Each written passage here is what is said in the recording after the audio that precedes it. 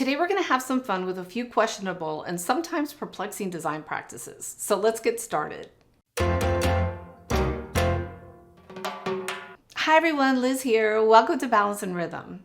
Sometimes an interior design practice takes hold and you start to see it everywhere, even though it makes no sense. Just like any idea, there are good ones and bad ones. And just because something is new and different doesn't make it a good practice. Conversely, just because something has caught on or has been done for a long time doesn't mean we should continue to do it if it makes no sense. We're going to take a look at 5 of these practices and what to do instead. Now, this is all in good fun, of course. So if you enjoy these practices, by all means, please continue and enjoy, because at the end of the day, the styling and design of your space is about what makes you happy. These are in no particular order of egregiousness, so let's take a look at 2 that are related. The first is karate chop throw pillows. This strange practice seems to have originated in the early 1980s. And although we don't see it as often as we used to, pillows continue to be chopped to this day. Reasons I've heard for chopping pillows is that they will make them more comfortable and give a more uniform look. I agree that the look is more uniform, which results in a rather stiff look, and I'm not buying the comfort part of it. Most of us will adjust pillows when we sit, eliminating the chop anyway. And who thinks sharp, spiky things look comfortable? Instead of chopping the pillows uniformly, give them a side chop, or maybe a center punch, or just fluff them nicely. This will give them a relaxed, inviting, and natural look. The second practice that makes no sense is having too many throw pillows. If you can't put your bottom on the chair or the sofa, you have too many pillows. Same with the bed. If you have to spend more than a few seconds removing them, or they take up more than a quarter of the length of the bed, you probably have too many pillows. How many pillows you choose to have depends on the size of your furniture. Just make sure you have room to sit and that removing or replacing the pillows on a bed doesn't become a huge chore. The next practice is probably the most perplexing, and that is displaying books backwards. To say this is impractical is an understatement, but only if you read the books or want anyone else to. So why would we ever want to do this? Well, again, it's to get a uniform and possibly monochromatic look.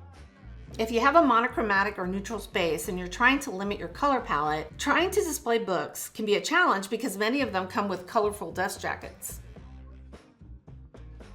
But many books come with more neutral and even beautiful covers under those loud dust jackets, so removing them could provide you with a limited palette and neutral look.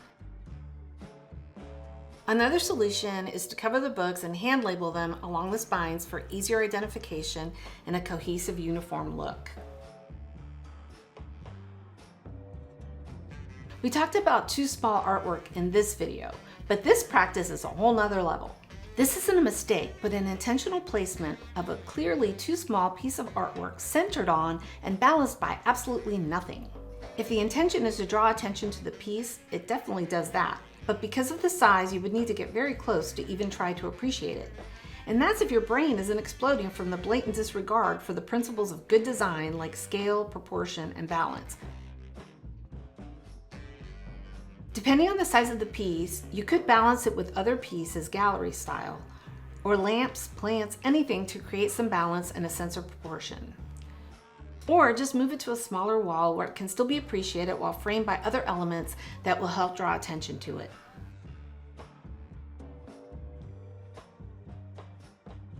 The beauty of having an open floor plan and a kitchen island is to give you some breathing space visually and for circulation, provide you with ample workspace, and also additional seating. Adding a second island closes off the kitchen and creates a disjointed space. 2 rectangular kitchen islands can make a kitchen look like a science lab. And 2 square ones break it up in such a way as to detract from your focal point. Both create a heavy and cluttered look. If you have the space, why not just upsize to 1 larger island that will accommodate all the activities you need it for? This will give a cleaner, more balanced, and cohesive look and draw attention to the space for all the right reasons. For more interior design ideas, good ones, check out these videos. And if you like this one, please give it a thumbs up and please consider subscribing to be the first to know about new videos. Thanks so much for watching. I'll see you next time.